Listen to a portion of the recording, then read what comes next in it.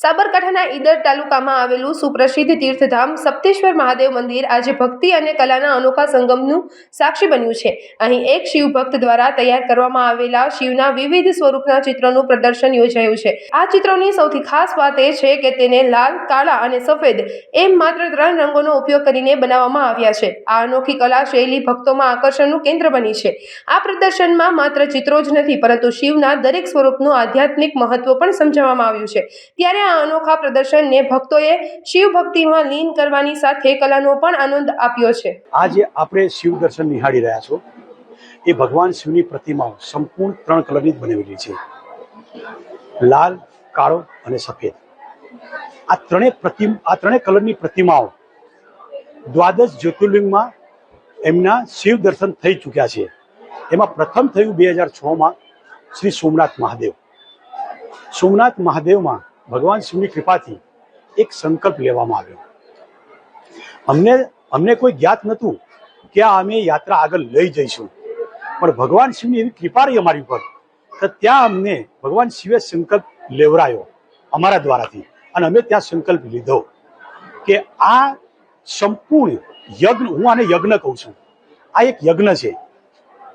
આ યજ્ઞને હું 12 જ્યોતિર્લિંગ સુધી લઈ જાઉં, અને ભગવાન શિવે સંપૂર્ણપણે પૂર્ણ કર્યું ઋષમેશ્વર જ્યોતિર્લિંગમાં। પ્રત્યેક શ્રાવણ માસમાં સોમનાથથી લઈને શ્રીશૈલ મલ્લિકાર્જુન, ઉજ્જૈન મહાકાલ, ઓમકારેશ્વર મમલેશ્વર, ડાકીનામાં ભીમાશંકર, આવી રીતે શ્લોક પ્રમાણે અમે આ પૂર્ણ કર્યા છે। ત્યારબાદ આ સંકલ્પ પૂર્ણાહુતિ ઋષમેશ્વરમાં કરી, અને ત્યારબાદ ભગવાન શિવની કૃપાથી એક ગુજરાતનો નવો સંકલ્પ લીધો કે ગુજરાતમાં જેટલા પણ પૌરાણિક શિવાલયો છે, યા પ્રાચીન શિવાલયો છે, યા પ્રતિષ્ઠિત શિવાલયો છે, ત્યાં બની શકે એટલી જગ્યામાં હું દરેક શિવના ઉપાસકો યા શિવ ભક્તોના હેતુ આ દર્શનને હું મૂકવા ઈચ્છું છું, અને મારો સંકલ્પ નિરાધાર ચાલુ છે।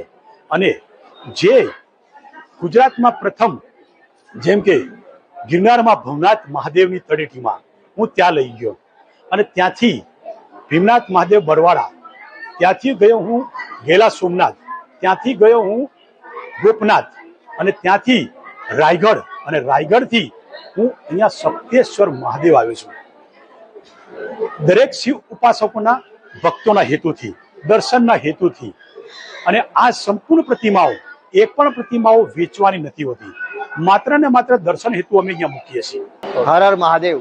આજ રોજ અમે સાબરમતીના કિનારે આવેલું શ્રી સપ્તેશ્વર મહાદેવની મુલાકાત લીધી છે। અત્યારે હાલ પવિત્ર શ્રાવણ મહિનો ચાલી રહ્યો છે, ખૂબ જ માનવ મહેરામણ અહીંયા દર્શન કરવા આવે છે। અમે અહીંયા ખૂબ સરસ મજાના દર્શન કરવાનો લાવો લીધો। ત્યારબાદ અમે જોયું કે અહીં બાજુમાં જ એક સરસ મજાનું પ્રદર્શન ચાલી રહ્યું છે, જોયું અને ત્યાં દર્શન કર્યા તો ત્યાં શિવ ભક્ત હસમુખભાઈ પટેલના ખૂબ જ સ્વમુદ્રિત મુદ્રાઓમાં શ્રી મહાદેવજીના એટલી બધી સ્વરૂપોમાં એમણે જે મુદ્રાઓ પેઇન્ટિંગ સ્વરૂપે રજૂ કરી છે, એ ફક્ત પાછું એવું નથી, એની અંદર બ્લેક એન્ડ વ્હાઇટ ઇંકનો જ ઉપયોગ કર્યો છે એમણે, અને એ મુદ્રાઓ એટલી બધી સરસ છે કે એની પાછળ અદ્ભુત એમનો જે મેસેજ છે આપણો સંસારનો, એ સમજવા જેવો છે। એટલે આ પ્રદર્શનનું ખરેખર દરેક ભક્તોએ, શિવ ભક્તોએ તો ખાસ એની મુલાકાત લેવી જોઈએ।